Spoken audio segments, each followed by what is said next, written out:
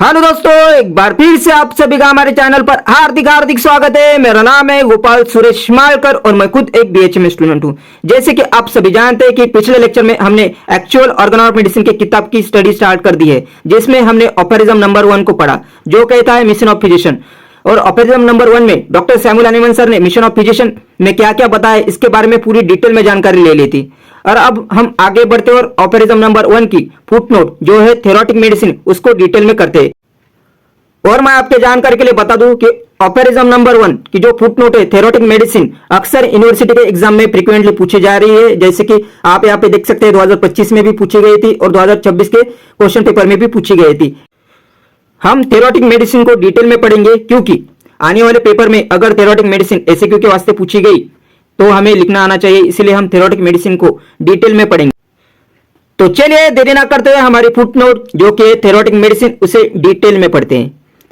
First point is theoretic medicine is a footnote of operaism number 1 which is based on the knowledge of theory। मैं आपके जानकारी के लिए बता देना चाहता हूं कि अक्सर यूनिवर्सिटी एग्जाम में जो एमसीक्यू रहते हैं उसमें ऐसा पूछा जा सकता है कि ऑफरिज्म नंबर 1 की फुटनोट क्या है एमसीक्यू के फॉर्म में। तो इसलिए हमें मालूम होना चाहिए कि ऑफरिज्म नंबर 1 की फुटनोट क्या है। Theoretic medicine which is the footnote of aphorism number 1 which is based on the knowledge of theory.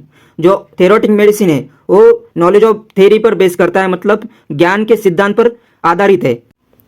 Second point is theoretic medicine is a not a theory of disease but a theory of cure. Theoretic medicine जो बीमारी का सिद्धांत नहीं है बल्कि उपचार का सिद्धांत है, मतलब ट्रीटमेंट का सिद्धांत है। Next point is aphorism number 1 doctor Hahnemann define what a physician has to focus on and what need to be done. Doctor Samuel Hahnemann sir ने ऑफरिज्म नंबर 1 में फिजिशियन को कहां पर ध्यान केंद्रित करना चाहिए और फिजिशियन को क्या करना चाहिए इसके बारे में पूरी डिटेल में नॉलेज बताई है। Next point is in this footnote doctor Hahnemann describe the state of medicine in his time. Doctor Samuel Hahnemann sir ने ऑफरिज्म नंबर 1 की फुटनोट थेरोटिक मेडिसिन में ऐसा बताया कि उनके समय पे कौन कौन से मेथड ऑफ ट्रीटमेंट अवेलेबल थे उसके बारे में जानकारी दी है। First point is in earlier time few remedial agents were required as a simple mode of living alone. Only few diseases with the growth of civilization disease increase along with the need for the medicine. Doctor Samuel Hahnemann sir ने ऐसा कहा है कि उनके वक्त पे कुछ ही बीमारी का इलाज संभव था क्योंकि कुछ ही मेडिसिन उनके पास अवेलेबल थे, क्योंकि जैसे जैसे सिविलाइजेशन बढ़ता गया वैसे वैसे बीमारी की संख्या बढ़ती गई, वैसे वैसे हमें ज्यादा मात्रा में मेडिसिन की आवश्यकता पड़ने लगी।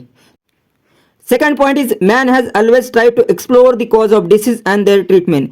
इंसान ने हमेशा उसके बीमारी के पीछे का कारण और साथ ही साथ उसके बीमारी का इलाज किस तरह किया जाए उसके बारे में हमेशा जानने की कोशिश की है। Next point is innumerable and dissimilar theories about the nature of disease and their treatment sprung from many dissimilar brain.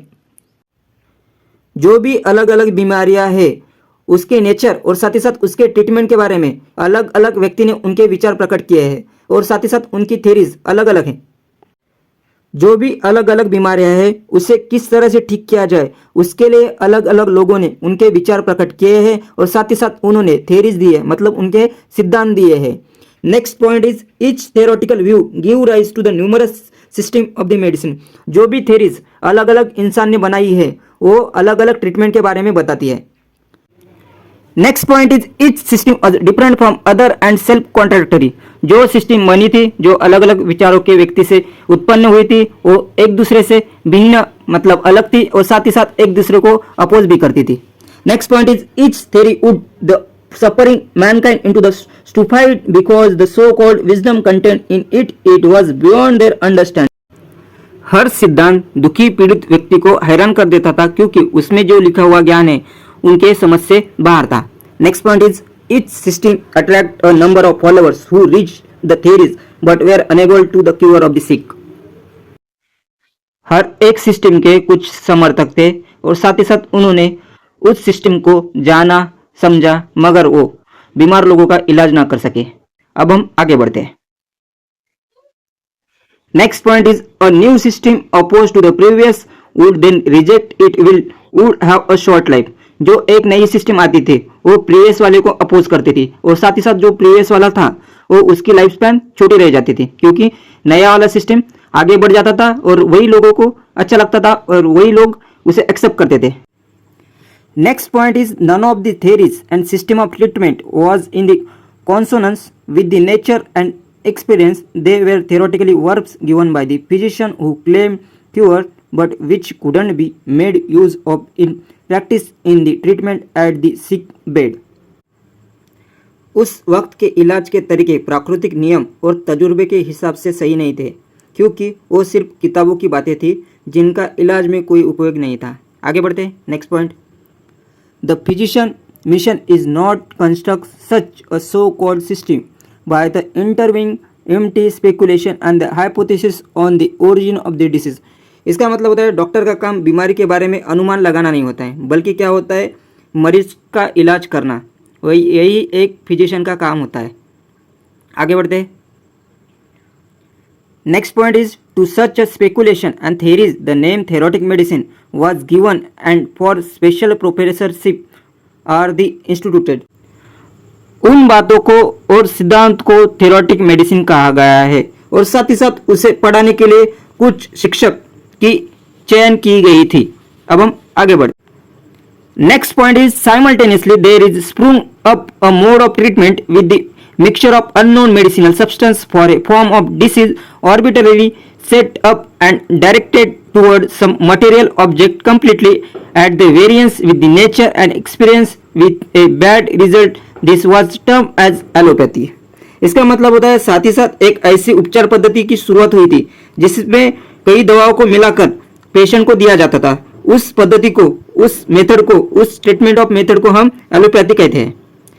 आगे बढ़ते हैं। Next and last point is allopathy knew no treatment except to draw from disease the injurious material which assume to be their cause the blood of the patient was made to flow by the bleeding leeches cupping to diminish and assume plethora. इसका मतलब होता है कि allopathy में ऐसा माना जाता है कि बीमारी का कारण शरीर में मौजूद हानिकारक पदार्थ होते हैं और साथ ही साथ एलोपैथी में बीमारी ठीक करने के वास्ते खून निकाला जाता है, जैसे कि इसीलिए खून निकालने के लिए हम जोंक और कपिंग का इस्तेमाल किया जाता है। जोंक मतलब क्या होता है, कपिंग मतलब क्या होता है, इसके बारे में अब हम पढ़ेंगे। जोंक मतलब क्या होता है, एक छोटा सा कीड़ा रहता है वो खून चूसता है जिसे हम लीचेस के नाम से भी जानते हैं। कपिंग मतलब क्या होता है, एक मेथड रहती है जिसमें शरीर पर कप लगाकर मालूम है क्या खून बाहर निकाला जाता है। अगर आपको यह लेक्चर अच्छा लगा तो लाइक, कमेंट एंड सब्सक्राइब। तब तक के लिए बाय बाय।